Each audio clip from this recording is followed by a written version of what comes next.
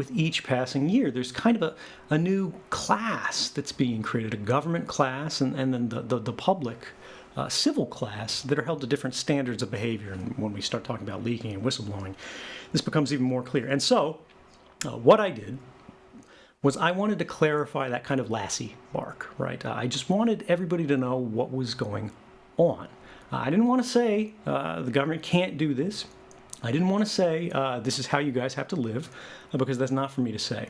But I do believe that everybody in the United States, and more broadly people in the world who are having their rights violated by a government, should have at least an understanding of how that is happening, what the authorities, sort of the policies and programs that are enabling that are, so that they can protest them, so that they can cast a vote about them, so that they can say, you know what, you guys say this is okay, but I disagree. This is not okay. I object, and I want things to change.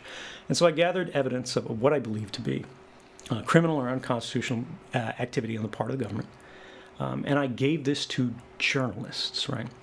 Now, I gave this to journalists under a very strict condition here, which was that they publish no story in this archive of information simply because it was interesting, right? No clickbait, not anything just because they thought it would make news, it would get them awards. They would only publish stories that they were willing to make an institutional judgment and stand behind. And this was 3 different newspapers that it was in the public interest to know.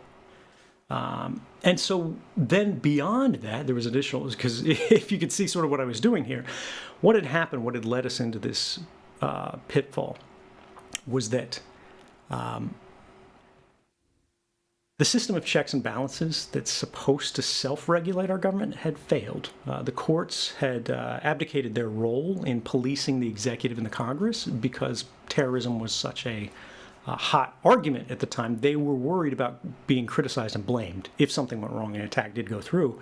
And they didn't have access to the information that the programs were ineffective, so they were just taking the government's word for it. And they didn't want to wade in. Congress, most of them didn't even know, right?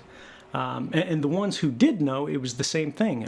They were getting their pockets stuffed with money by the defense contractors that were getting rich for building these systems that were violating the rights of each of us.